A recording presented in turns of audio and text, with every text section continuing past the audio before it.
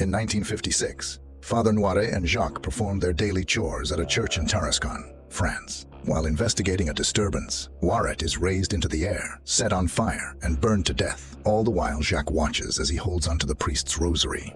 Following the occasions at Holy Person Cartha's religious community, Sister Irene presently serves in a cloister in Italy.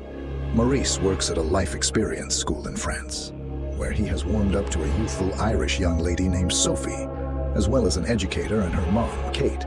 Irene has a dream of Maurice, requesting that she save him, and the following day, she is requested by the Cardinal to examine a series from passings across Europe. While Irene goes to Tarascon, Sister Deborah, a youthful fledgling, joins her without consent during the train ride. Deborah communicates her trouble in tolerating marvels, like the genuine presence of Christ in the Eucharist, while Irene clears up for her the significance. At Tarascon, Irene has a dream where she follows Jacques into a rear entryway, however winds up getting stifled by Valak, the devil who appears as a religious woman. The following morning, Deborah lets Irene know that she had met with Jacques, and he had given her dad Noiret's rosary, simultaneously, in the live. In school, Sophie is harassed by her cohorts, and secured in the neglected sanctuary of the school where nobody is permitted to enter. The harassers advise her to take a gander at a window with a goat on the mosaic, and guarantee that as soon as she turns away, Satan will seem to torment her. The sun radiates through the mosaic and makes the eye of the goat sparkle red.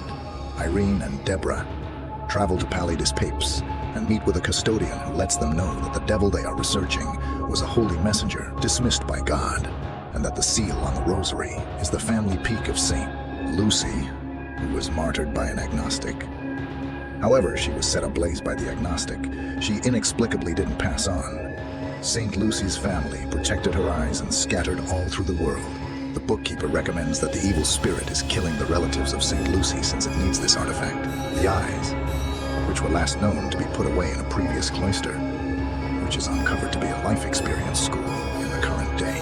Irene and Deborah go to the school to track down Maurice in trouble with Sophie and Kate. Irene lets Maurice know that the devil is within him and is crushed by the disclosure, however is then taken over by the evil spirit and goes after Irene and Deborah prior to being thumped oblivious inside the house of prayer of the school. Sophie shows Irene, Deborah, and Kate the game her colleagues made her play, and Deborah utilizes a spotlight to make the eyes of the goat on the mosaic shine red.